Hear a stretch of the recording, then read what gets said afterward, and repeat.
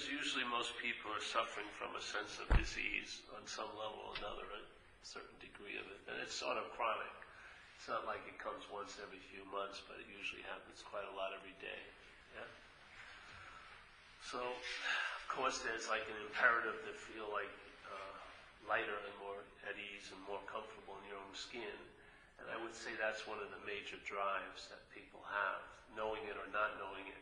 They may be looking at other directions, but it's usually coming from that drive to feel a little more at ease, let's say, or satisfied, or happy, joyous, or free, however they want to phrase it.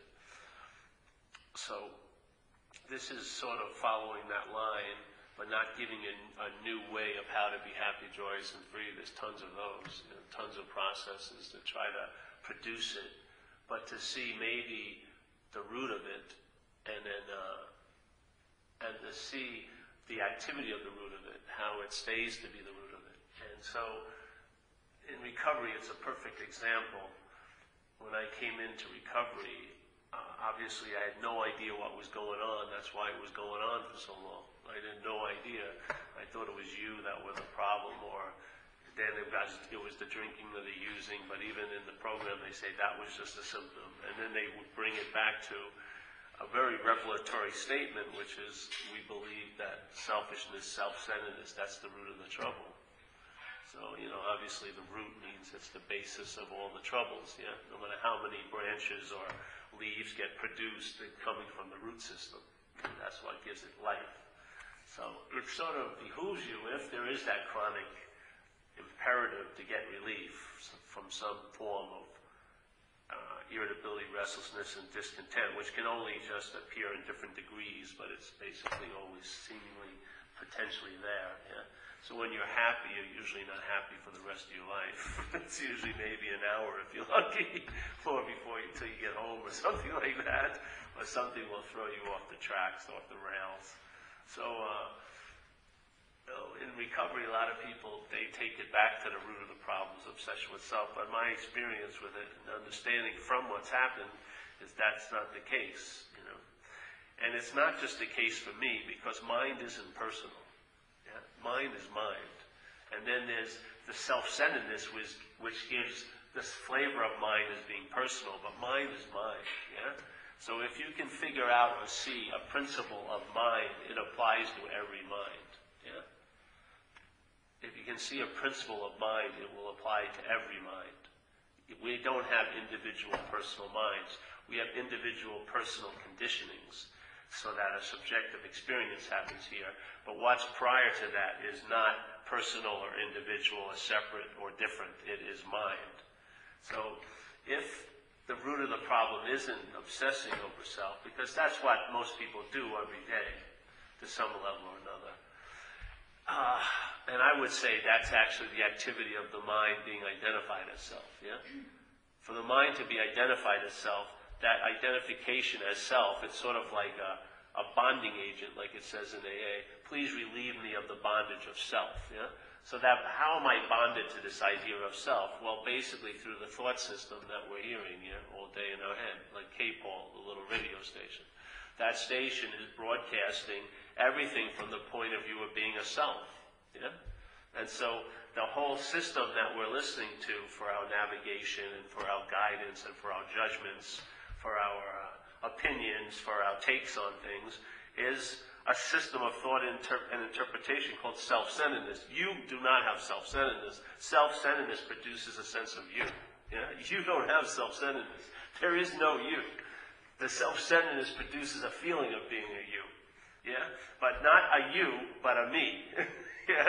It's very easy. I can see yous all over this room, and they're seeing this as a you, and I'm seeing that as a you, but when I ask this you, who is it? It says it's me. And when that mind asks that you, who is it? It says it's me. But there's only one me and billions of yous, yeah? And on the level of experience, the majority vote is I'm a you. Yeah, because millions of people are looking at me like a you. Hey, you, I'm the only one who takes it to be me. And the same mistake happens everywhere where everyone's sitting. They take a you to be a me, and all shit hits the fan. Yeah? Everything's different when it's happening to me instead of a you. I have immunity to what happens to you, but I have no immunity to what happens to me. So, this is just a simple invitation. If you're suffering from something, it's best to have a good diagnosis so that you don't spend a lot of time taking flu medicine when you have a cold, yeah? If you take flu medicine, and especially, because this little disease is really trippy, because if you had cancer, you would never, no matter how much cancer you had, yeah, for how long, you would never think you were cancer. It would never cross that line. There would be a you, a separate entity that had cancer, to the day you passed away from cancer, you know? But in this situation, this mental disease, you're identified with the disease. The disease is presenting a very distorted view of being a long-lasting, independent, separate entity, and you're identified as that. You've gone so past the point of obsession, it's amazing. Obsession is like a walk in the park, but identification has stabilized, yeah? So you can get obsessed over tons of things, but the prior obsession is one. You're addicted to the idea of being a self. That's it. That is, to me, the mental disease. We are addicted. The mind is addicted to the idea of being a self. All the other obsessions are just child's play to that. Because the only ones that will usually be pointed out are those other obsessions. But the identification is very rarely entertained unless a large amount of just some grace, or you hear it from someone else, outside of you. Your thought system will not bring it up. It will not find that little nugget. It has to be through grace or through hearing it from someone else, yeah? That's been my experience of it. So, if the root of the problem is identification as self, and that means how that acts is the mental system called selfing, by listening to it, yes, in ignorance, or let's say unknowing, by listening to it and seeing the thoughts, you're already framed in a relationship with those thoughts that they're yours, yeah, I'm the thinker of them, or they're about me. The bondage is already set. It doesn't matter what thought it is, you're going to be bounded to it as the thinker of it, yeah? Is it a good thought or a bad thought? It doesn't matter if it's good or bad, because the primary lock is you're the thinker of it, yeah? You're the doer of that. You're the doer of it. It's just like if you walked into a park and there was 30 kids, where would your interest and attention go? The one that was yours, yeah? You would be looking at little Joey more than any of the other kids, just because it was your kid, yeah? Same thing. Thoughts are thoughts, but when they're my thoughts, it's a whole different ballgame. So here, if this movement of this disease is identification as, then if you try to get out of it, yes, you're going to try to get out of it as the disease. Yeah? So if you recognize self, yes, or you get self-knowledge, like it says in recovery, oh yeah, self-knowledge will avail you nothing. What the hell? I would think knowledge has a lot of value. But in this case, knowledge about self as a self will avail you nothing, because it's not going to lead you to freedom from self. It's going to lead you to a lifelong or a monthly or a retreat or like buying 50 New Age books to get relief as self or freedom as self, which is impossible. Because it's not freedom you're lacking, it's bondage that you're in. Yeah? The self has a lot of ideas what it looks like for it to be free. In Hawaii, wearing shorts and flip-flops, drinking a smoothie, and most of them are put into our heads by magazines and fucking advertising. But you have an idea of what you think it would be like to be free, but that's free as a self. That's not free. It's always conditional, isn't it? Freedom from self is a total different ballgame. So if it is identification as self, that's what I'm saying. Just this humble little invitation. If you're in the program of recovery or you're not, everyone's recovering from something. They are. I would say they're recovering or attempting to recover from the addiction to self. Yeah. What happened when you drank? My drinking was my first solution to alcoholism. I felt really uncomfortable in my own skin. I did not feel like that when I was 3 or 4 years old. I grew into this uncomfortable because my head was thinking about me all day, and it was very uncomfortable to sort of be me. It would have been much better for me to be you, but I was identified with this you, and it made it me, which made it really uncomfortable to be this me. Yeah? The freedom would be to be a you, but I was taking this you to be a me, and that was it. That was this. As soon as a you turns into a me, it becomes a fixated object of thought system. Yeah, the mind just starts thinking about this peculiar you, which is me, and then it projects you in the past, in the future, in other places. And what does it do? It thinks about it, doesn't it? I mean, how do you know you were somewhere last week? Through thought. You have no idea. Maybe you have a picture, yeah? And then you say, oh yeah, that was from last week. But the only way you usually travel into the past is by thought, yeah? You can't take a plane there. There's no past, yeah? And you can't fly ahead to the future. But the mind thinks about it, yeah? And it pictures you in the future as a body. Yeah? That's what it does. It doesn't picture you as a spirit. Because it would have it can't capture a spirit by thought, yeah? So it can't conjure you up as a spirit. First of all, because there's no need to be conjured up as a spirit. You are a spirit, yeah? But it can conjure you up as a body through thought somewhere else at some other time, which it does quite a lot, yeah? And it produces effects now by that activity, yeah? That's what the obsession with self does. But how it can do that is identification as self. Without the identification as self in place, you would have very little interest in self. You would. Just like I don't have much interest in yourself when you tell me your stories. I really don't, in most cases, yeah? I may try to feign it, like I act empathy, and I do. I feel for it. But what's driving you crazy will not drive me crazy because it's driving you crazy. I have an immunity to it because it's not me, yeah? I have no immunity to the same thoughts going on if they're held as mine. They can fuck me just like they seem to be fucking you. So it's not the thought that has the power, it's the me. Yeah? It's the identification as. And I've entertained this, and it's true in my own experience. It's worked because I traveled lighter now over the years. Yeah, radically. Over all the terrain of my life, whatever that terrain may be, I've traveled lighter over that terrain. Every typical situation and atypical situation you can have here. And in that, the proof was in that, the fruit, yes. I entertained this idea, and it started to bear fruit. And stabilized the sense of traveling lighter here. And in this place, where you can go to degrees of either heaviness or lighter, traveling lighter is very valuable in my book, yeah. Because I can't seem to get off the game board. I'm on. I'm not dead yet. I'm an action figure every day. I'm engaged. Yeah, like it or not. And yet, so, stop bitching about it. Why not say it? I entertained some idea, and it allowed me to travel lighter in the game board. Yeah. Even though, going with saying Baltic Place and Boardwalk, I've gone around the Monopoly board many, many times. And yet still, I'm not that interested in where I end up anymore because it's the going now that's the joy. Yeah? Because I sense a presence which I was hoping the Boardwalk was going to have when I got there. I sense a sense of satisfaction, I thought, when I got all the orange color houses together. Yeah? So I could dominate that little street. I have that sense that I thought those houses would produce. I have that sense now. Yeah? So the running around the game board, it's like the pursuit of happiness has turned into a casual walk because I'm not pursuing happiness anymore.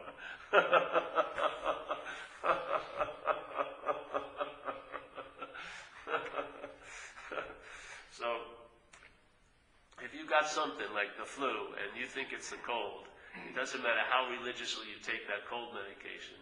You'll get a little relief because they share some similar symptoms, but you're not going to get a radical relief. Why? And you'll immediately usually throw it on yourself. I didn't do enough. I didn't take the right...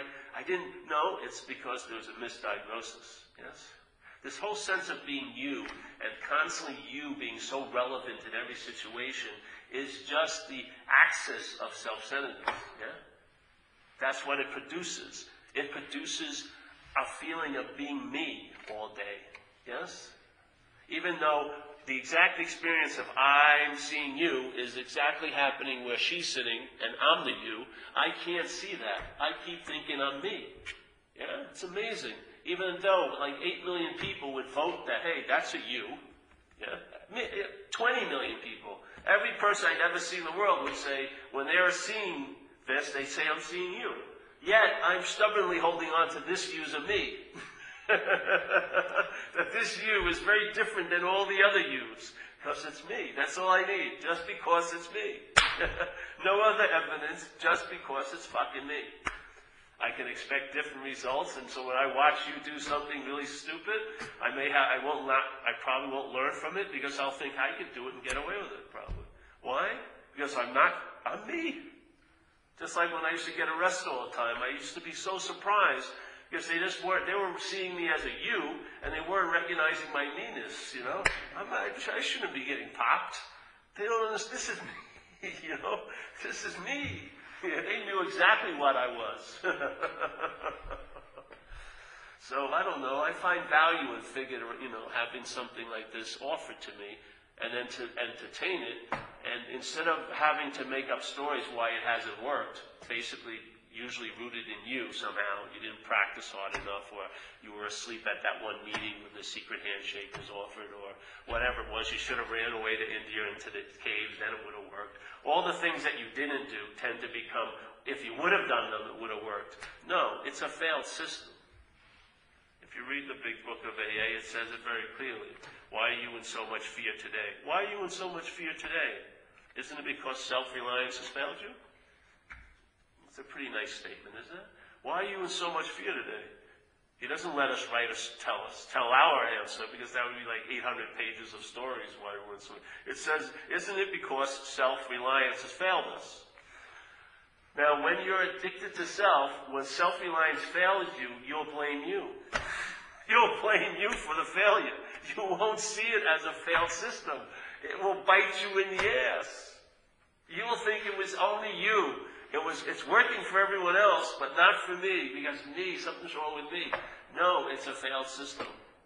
When mind entertains life from the possibility of being a long-lasting, separate, independent entity, it becomes a failed system because it will never find its own nature in that system. Self cannot get out of self. Yes?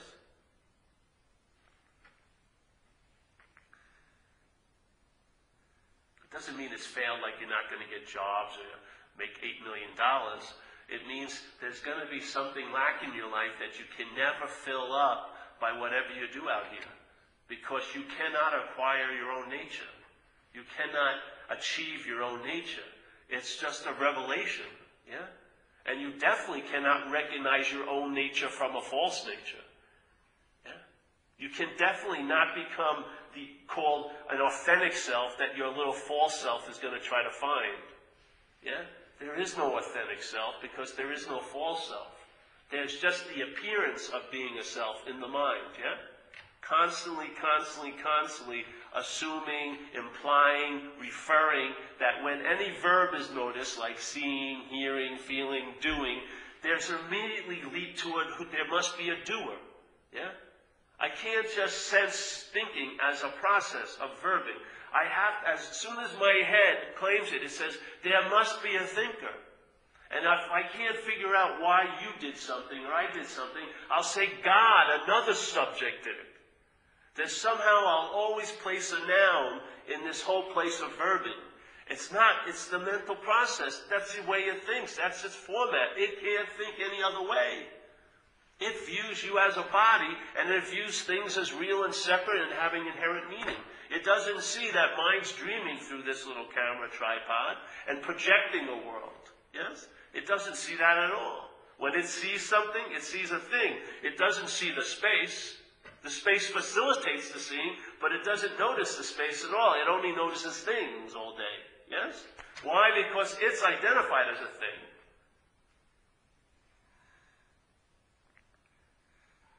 And the thought system pictures you as a body. It thinks about you as a body. And if you're not conscious when listening to it, see, you hear it, but then what's happened to us is we listen to it. It's a big difference, yes? I hear the thoughts because I'm conscious, yeah? But then what happens is when the hearing shifts to a listening, then you become unconscious. You become unconscious of your real nature, which is awareness, and you suddenly slip into the identification as being a body. Yeah? And you take the qualities of a body to be your qualities.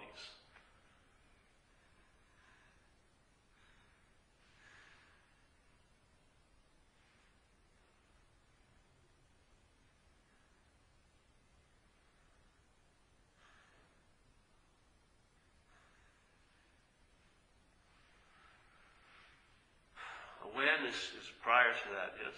You're conscious. It never says in the book, you having conscious contact, really. It says that as a prayer, but it says conscious contact. What's in contact with this place is consciousness. It's not you. Yeah? The mental process claims the consciousness, and now you take yourself to be conscious. And as soon as you take consciousness, which is a huge state, to be something that you can do, it splits into I can be conscious and unconscious. Yeah? And I tell you, most of us tend to lean towards I'm mostly unconscious.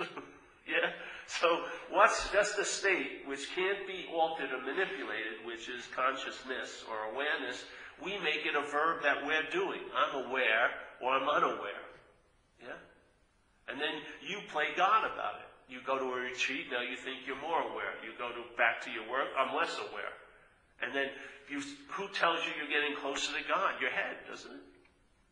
Does God show up and say, hey, Nick, you're doing really good. Keep it up. You're coming closer to me every day. Yeah, don't fuck around. Don't look at that porno. You'll go back 12 steps, You know, it's your head that's playing God with God. And the biggest unspoken step of recovery is stated right before the third step. It says the how and why of this whole program is first, quit playing God. Then it says, all right, why? It doesn't work. Well, that's a pretty good answer. And it says, next in this drama of life, God is going to be the director, and we're going to be his servant. I don't know what he used. It's a sort of position they keep talking about, yeah? But if, let's just say, the root of the problem is identification as self, and so you get to the third step, I bet you'll definitely leap right over the quit playing God. Very rarely, you never even hear it spoken about in most meetings anymore. You'll leap right over, and then you will do the third step. But what will be doing the third step, or claiming the doing of the third step, I would say is self in most situations, yeah? And when self claims the third step, I would say that's self's playing God with God. And then you'll have an experience, and you'll see it a lot, where people think they've surrendered their life, but they can take it back. Yeah? That'll happen like a number of times in one day. I surrendered, took it back, surrendered, took it back. It's like a big kid with a bag of candy, gives it to a little kid, and then I surrendered the candy, take it back, surrender the candy. Who's the bigger God? Right? Who's the bigger God in that equation? Is it the God that you feel you surrendered to, or the God that believes it can take it back? I would say that's playing God. So if the playing God is going on, and then you go to the solution from the problem, I would say it's going to sort of limit the effects of the solution. Yeah? You'll identify with all the problems they talk about in the book, but you may not identify with some of the levels of solution they talk about, like cease fighting everyone and anything. Yeah? Being placed in a position of neutrality with no thought or effort on your part. In other words, you had nothing to do with it. Yeah? The problem will not exist for you. You'll be reborn. Or other aspects in the third step where it says you'll feel a new power flow in. Yeah? You'll be able to enjoy peace of mind. You'll sense a presence of a higher power. Yeah? You'll lose interest in your little plans and designs and gain interest in others. Yes? You'll come out of the ass of self. Yeah? And then you'll be available and you'll be of service. Those aren't experiences he's sharing, I don't feel. They're states. They can stabilize. Where it's great to do service, but if it keeps getting claimed by you as the one who did the service, then you'll have to do more service because you'll be back in self seemingly all the time. But let's say if you are of service, which means you're available, which means you're present, that's a state, yeah? That's not produced by an experience, it's a state you're living from. Yeah? So if you're of service and you're available and you're present, That's a lot different than being up the ass of self, doing service to feel like out of self a little bit, only to claim that and then going back in the ass of self. Yeah? And then having to go back to that same store, let me do some service. But then you can quantum leap into you're of service, you're available, and you're present. Because just like when you were a kid, in a sense, I didn't know any better. When I was playing on Saturday, I wasn't thinking, will I be playing next week? Because I didn't have an idea of next week yet, in my little head. Time hadn't been constructed yet. So I was here only because my mind couldn't entertain it could be anywhere else. And there was a sense of being alive just from that not knowing any better, in a way. That this is it. Like, I didn't go around my house and judge, this room's too small for me, My mother's a little, she needs to lose some weight, and my father looks like a nerd or something. I didn't, it was just house, life, family. There was no, can I exchange any of this yet? No, there was an immediacy to live in because my head hadn't entered the scene and said, it could be different than this. Yeah? I don't actually have to be here. Yet every day in your life you've been in that day. You've never left. No matter how much you thought about the past or future, you can never leave here. And yet, read books. Read the books. Go to a New Age library, New Age bookstore. Read how many books say how to get into the moment. Yeah? How to get into the moment. How to really be present. But I'm saying you can't be out of the moment. It's impossible for you and I to be out of the moment. What would that do to any desire to get into the moment? It would put it out like that. And then you would realize there's no way I can be out of here, and that's actually really entertaining being in here. And then conversely, people now are trying to get out of self, yes? But they cannot possibly be a self. You cannot be a long-lasting, independent, separate entity. This body is not you and I. It's facilitating consciousness to have a life, and I would say we're more the consciousness than the body, yeah? So for me to want to get out of self is a form of being in self. But if you take it to the point of just questioning, could I possibly be in self? If that's impossible, that's being out of self. Yeah? It's like a state. It's not an experience. It produces a state. Yes? A state, not an experience. Experiences you get excited about. Yeah? This is you abide in. It's different. Yeah? Experiences you tell everyone about. But this you don't really say much because it gets established. It seems quite normal. It seems like how could it ever be any other way? Yeah? You're here because there's nowhere else you can be. You're not trying to get out of anything because you could never be in anything. Yeah? How could awareness be a self? I've seen people I knew who died, and I saw their bodies. And one of the big hits I had when I saw their body, that ain't him. That ain't Uncle Fred. Yeah? I could go in and take his eye out, put it in a live body, and that eye would facilitate seeing, but it wasn't facilitating any seeing now because the animating principle had left. Yeah? What I was calling on Uncle Fred was a mistake. I was taking the body to be him because I was taking the body to be me. Yes? Ignorance begets ignorance. So if you like experiences, go for them, man. They're a dime a dozen, really. You'll get tons of them. And where are you going to, are you going to consume experiences like you consume everything else, like we consume everything else here? More the better? Or maybe entertain states of mind. Yeah? That actually affect and influence all your experiences during the day. The states are much more predominant than an experience, yeah? The state is like an influence that you feel throughout the day while you're experiencing all these different things. The state incredibly influences your moment-to-moment experience. But a moment-to-moment experience doesn't influence the state, yeah? The state has the influence. If you're having moment-to-moment experiences of getting really excited, but the state you're in is self-centeredness, none of them will come to naught, like it says in AA. The results will be nil. Yeah? Self-knowledge will avail you nothing. But if there's a state, you can have what you would call a bad experience, and the same context is available, which is awareness, exact same, when you felt the greatest and when you felt the worst. What was bringing you that Ability to experience was light or awareness, yes? That hasn't moved 1 inch in any of your moments. It's always available at all times because it's not of time. How much value could you give it? There can't be an absence of it. There can't be an absence of it. It's always available at all time. And if it's always available at all time, why? Because it's timeless. It overrides any dissection into moments, yes? It's the underlying base of all what we call moments. So at any moment in your little story, linear story of being Paul, my little story of being Paul, every moment the solution is available because it's not of a moment, it's timeless, yes? So every moment of time has to be held in the context of timelessness. Every one of them. And therefore, no matter how far away you think you are in that moment, you can't get far away from that. The solution is always available at all times. To me, that's love, you know.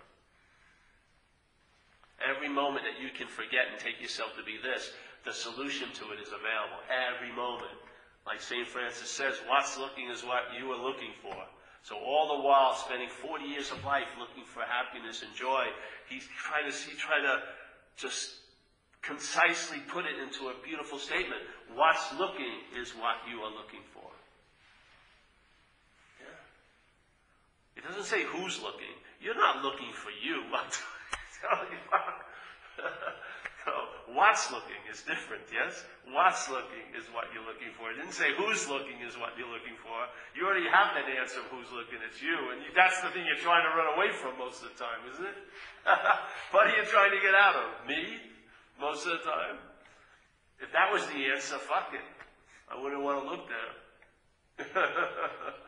So I don't know. I like the idea. This worked with me when I finally heard this. When I entered recovery, it was really helpful a lot with the grace in the program and the direction and the indication and where they pointed to. But it just went a little farther. And when I ran into this answer, it's been the last answer now for about 14, 15 years. I haven't come up with any other answers. You know, like the bell rang and that was the last bell. The looking started becoming more obviously just seeing, you know. Seeing has no stress or focus to it. It's just seeing. Looking is usually got an intent. This is seeing. Yeah. Just like when I was a kid, exact same feeling, sense of it. Yeah. But now I have all the concepts of I could be somewhere else. It could be better. I shouldn't be able to do. But I hear them, but I don't listen to them. They don't define me. They don't locate me. Yeah.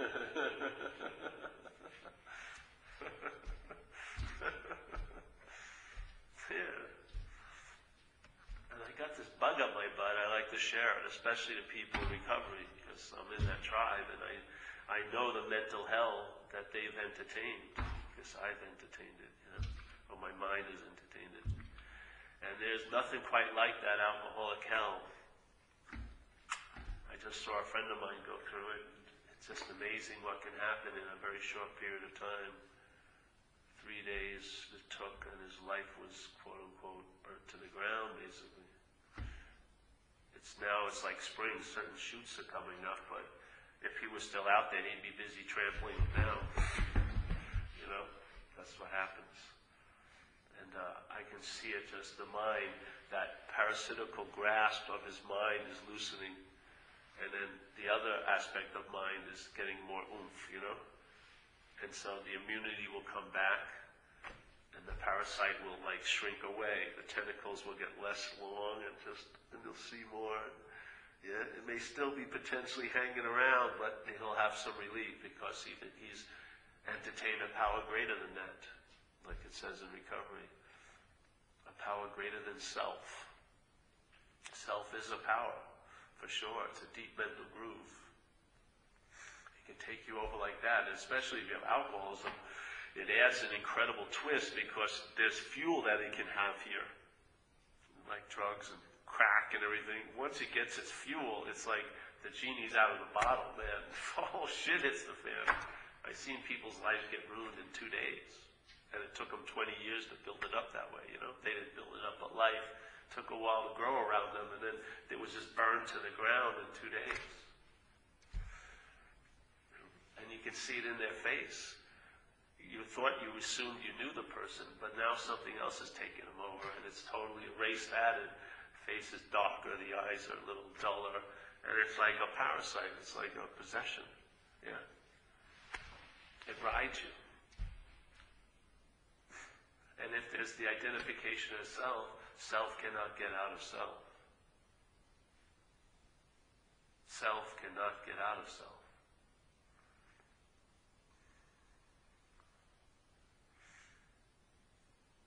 So if you're resting on the problem, looking for a solution, it has thousands of them, but none of them will bring you out of relief from self, because if it did, it would, and you'd be showing it now.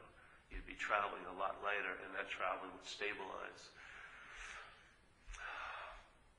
That's the proof in the pudding here, yeah? If something works, it works. It doesn't need to have a lot of reinforcement because it works. It doesn't need any advertising because it works. That's why I like this thing as an invitation, yes? And that's something to entertain. Because it's in you, you'll find if it's true, yes? Because it will work or it won't. But once it works, there's like an unspoken yes. Something that's in a book it talks about. A very important word in recovery is convinced. Yeah, believe with certainty. It says, being convinced that self manifests in various ways is what has defeated us. We will now look at its common manifestations. That's actually a requirement before you do the third step. But most of the time, that's not addressed because it says very clearly, self manifested in all these different ways. You know many of them, I know many of them, yeah? Self-pity, sense of entitlement, all this stuff. Manifested in various ways is what has defeated us. He separates the two. And if you ask anyone in this room which self defeated them, they'd have the same answer. Myself, yeah. That's the act of being identified as self, really. That's how it defeats you. Self cannot defeat anyone. It's not this imaginary. But if you believe it, it can defeat you in that belief, yeah? So it says, being convinced that self manifests in various ways is what has defeated us, we'll now look at its common manifestations. All right? Next paragraph, resentment. Have you heard anybody teach people that as an inventory? That when you're doing the inventory, you're looking at the expressions of selves in one's life? Do you? And that self's the parasite? Or is it, these are your resentments, your fears, your harms done to others. Therefore, you see, there's the act of identification while you're practicing the solution. You're claiming the expressions of self as yours. That's called the act of identity. Maybe it isn't. I could be wrong. You know, I just, in my little logic up here, that's how it reads to me. Yeah. These manifestations of self, appearing in life, my life, how do they happen? How does all that happen? And how does it come to a point where then they show up in my life? I claim them to be mine. These are my fears. These are my resentments. Yet they're produced by a system of thought and interpretation called self-centeredness. Where does it become mine? Yeah? If he had mentioned that they're both different, self and us are different, where did I forget the us and still identify with the self and claim all of its expressions into my life as mine? Where did that happen? When it clearly says you need to be convinced that self has defeated us, yet I immediately reconnect to that identification as. The next moment, when I start doing the inventory, they have now suddenly turned into my resentments, my fears, my harming other people. Where did that happen? How did that slip in? When it says we need to be convinced, if it's a program and we're following it in a linear manner, it says you need to believe with certainty before you go anywhere. You've got to believe with certainty that self has defeated us, manifested all these other ways. Okay? We're clear on that? You're clear?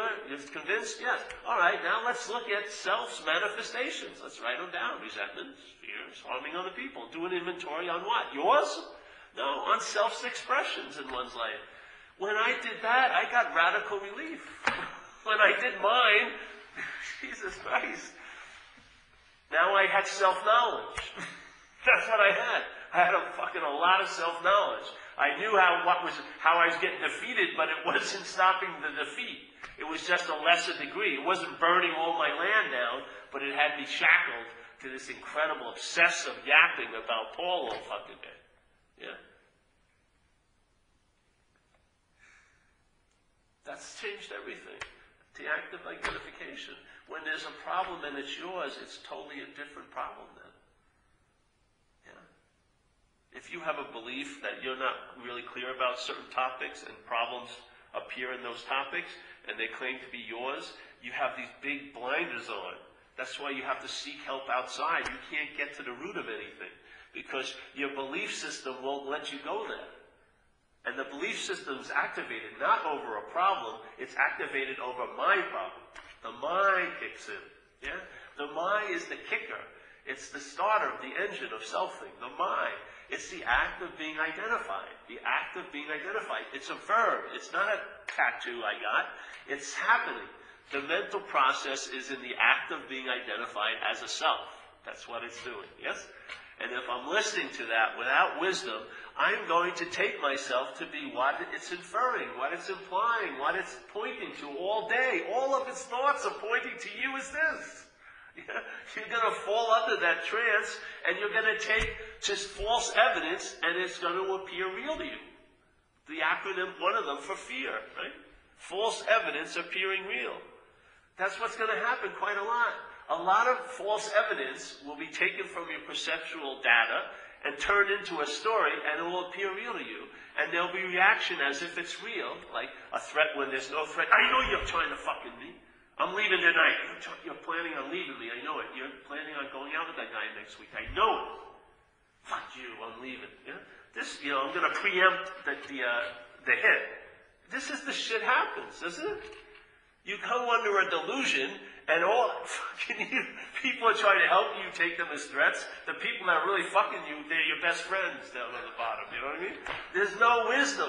There's no ability to know what's going on. You're in the dark, just throwing darts all day. I know you. I know you're planning on fucking with me. I know it. Oh, I know. I saw you yawn. She said, oh, they hate this meeting. She hates me. She thinks I'm a fucking asshole. Yeah? All this stuff. It doesn't even matter if they thought you were an asshole. It's the meaning that your mind gives it. Yeah? If you're afraid to be a fraud, you'll feel like one thousands of times every day. Every day. If you feel like I don't want to be something, you'll feel like you are that every fucking day. There's a way of disengaging to this system of thought and interpretation. To see it as just that. Yeah? To see it. Maybe you can't see it, so you understand it. We've tried to present an understanding here to facilitate, hopefully, a seeing.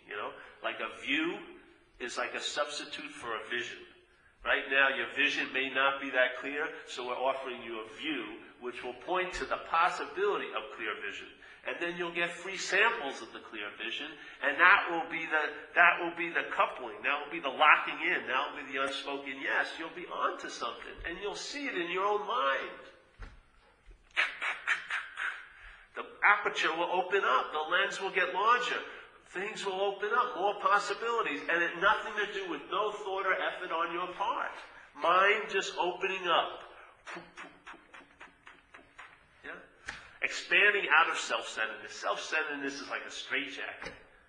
Every one of us sitting here has gone over every inch of self-centeredness. We've done all of its possibilities many, many times over. It's never like you're okay, I will be okay. Yes? I'm going to be great when I get that or go there. Yes? It's never I'm great now. It's always I will be as an after event. Yeah? It's always going to happen later or it once happened in the past. It's never recognized as okayness now. It's like you're constantly getting ripped off and someone signed you up for a layaway plan. You're giving them the possibility of being okay for the hopes of being, I will be okay. Let me sign it. Oh, will you really? And you have incredible hope, even though you know it's probably not going to work. You just keep going to the same trough over and over again. It's going to work this time. No, it ain't.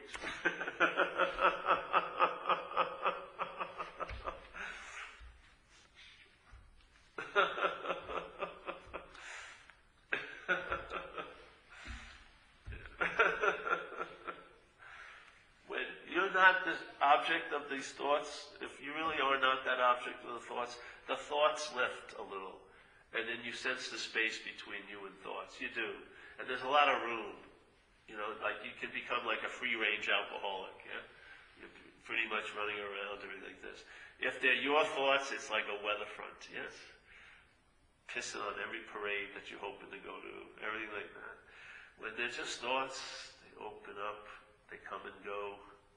They're not permanent tattoos. Sometimes, if they're matched with some very good feelings, they're henna tattoos, but they wash off in time quickly. Yes? And you're always like, the etch-a-sketch always gets erased, and then there's more etch-a-sketching, yeah? There's no etch-a-sketch, you know? You'll be seen to be this one day and that one day, but what you are will never be seen because it's what's seen. Yeah?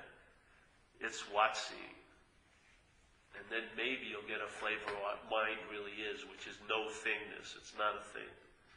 And to me, that's spirit. And if you follow the statement in recovery, which is our daily reprieve from alcoholism, is contingent on the maintenance of our spiritual condition, I would say the highest form of maintenance of a spiritual condition is to be a spiritual condition. Yeah? Because if you are a spiritual condition, being it is the maintenance. It's like running all day, yes? You don't have to oil and grease it up. It's constantly greasing itself up. But if you're a body, how can you think a body's going to become spiritual? First you got to go through tons of purification. That's the body. Sit a lot, meditate a lot, do this a lot, do that. The body is obstinately not going to become spiritual. It's not spiritual. It has no inclination to be spirit. It's a body, physical object. The mind, taking itself to be the body, believes it can become spiritual through the body. I would say you are spirit. Yeah.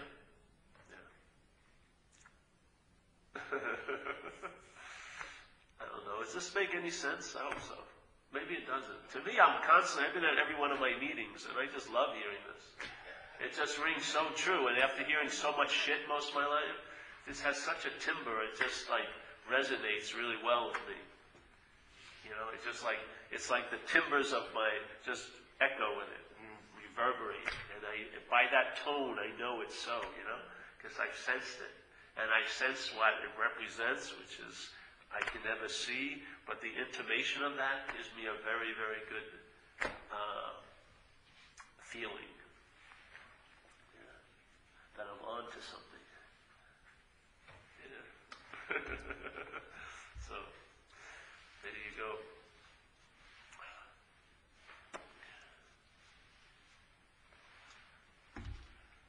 Any questions? No?